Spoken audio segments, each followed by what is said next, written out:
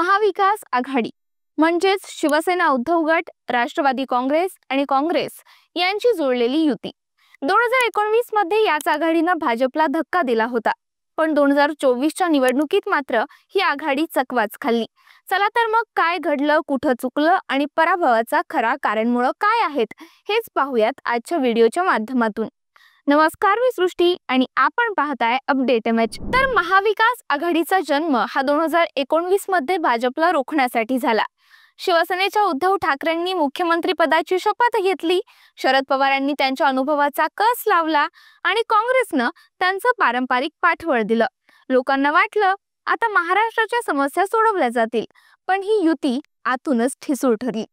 शिवसेनेतून सुरू झालेलं बंडखोरीचं वादळ, राष्ट्रवादीतल्या घरगुती राजकारणातल्या कुरघोडी आणि काँग्रेसमधील गटबाजी यामुळे ही युती टिकेल का हा प्रश्न सातत्याने पडत होता। शिवसेनेच्या उद्धव ठाकरे गटात एकनाथ शिंदेंनी केलेलं बंड म्हणजे आघाडीच्या दुर्दैवाची सुरुवात होती। एकनाथ शिंदेंनी दावा केला की उद्धव ठाकरेंनी पक्षाच्या मूळ हिंदुत्ववादी भूमिकेपासून तडजोड केली। शिंदेंनी बंड पुकारून 40हून अधिक आमदारांना सोबत घेतलं आणि भाजपच्या पाठिंब्याने आपलं स्वतंत्र सरकार स्थापन केलं। उद्धव ठाकरे यांनी या बंडावर हे फक्त बंडखोरी नाही तर शिवसेनेच्या आत्म्याला दिलेला धोका आहे अशी प्रतिक्रिया दिली। मात्र या बंडखोरीमुळे शिवसेना दोन्ही गटात विभागली गेली आणि उद्धव गटाचं पारंपरिक मतदारसंघावरची पकड शिथिल झाली। राष्ट्रवादी काँग्रेससाठी शरद पवार हे आजवर अपरिहार्य नेता राहिले होते, पण 2023 मध्ये त्यांच्या पुतण्यानेच म्हणजे अजित पवारांनी फुटीर भूमिका घेत भाजपसोबत युती केली। अजित पवारांच्या या निर्णयामुळे राष्ट्रवादी दोन गटात विभागली। शरद पवारांनी स्पष्ट केलं, लोकांना भ्रमित करणं सोपं असलं तरी शेवटी सत्य जिंकतं। पण अजित पवारांच्या बाजूने अनेक आमदार गेल्यामुळे राष्ट्रवादीचा गडही ढासळला। काँग्रेस पक्षासाठी ही परिस्थिती काही वेगळी नव्हती।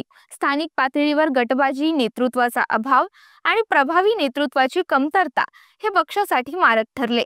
राहुल गांधींच्या भारत जोडो यात्रेनंतरही काँग्रेसला महाराष्ट्रातला जनाधार एकत्रित करणं कठीण झालं। काँग्रेसच्या अंतर्गत कलहांमुळे महाविकास आघाडीतून काँग्रेसचा वाटा कमजोर झाला। भाजपने यावेळी प्रचारात कुठलीही कसूर सोडली नाही। पंतप्रधान नरेंद्र मोदी, केंद्रीय गृहमंत्री अमित शहा यांच्यासह प्रमुख नेत्यांनी महाराष्ट्रात 50हून अधिक सभा घेतल्या। नरेंद्र मोदींनी एका सभेत म्हटलं, महाविकास आघाडी भ्रष्टाचाराचं एक व्यासपीठ आहे। महाराष्ट्राच्या भविष्यासाठी हिचा पराभव आवश्यक आहे। भाजपने सोशल मीडियाचा अफाट वापर केला, त्यांची डिजिटल प्रचार यंत्रणा प्रभावी ठरली। त्याचबरोबर मोदी बूथ यासारख्या उपक्रमांमुळे भाजपने ग्रामीण भागातही मोठी पकड घेतली। महाविकास आघाडीला लोकांचे प्रश्न समजून घेण्यात अपयश आलं। मराठवाड्यातल्या दुष्काळग्रस्त भागात पाणी टंचाई, शेतकऱ्यांच्या आत्महत्या आणि बेरोजगारी हे प्रमुख प्रश्न होते। मराठा आरक्षणाच्या मुद्द्यावरही आघाडीने ठोस निर्णय घेतला नाही, ज्याचा फायदा भाजपला झाला। मराठा, धनगर, ओबीसी यासारख्या समाज गटांनी भाजपकडे आपली बाजू वळवली। महाविकास आघाडीच्या अनेक नेत्यांवर भ्रष्टाचाराचे आरोप झाले।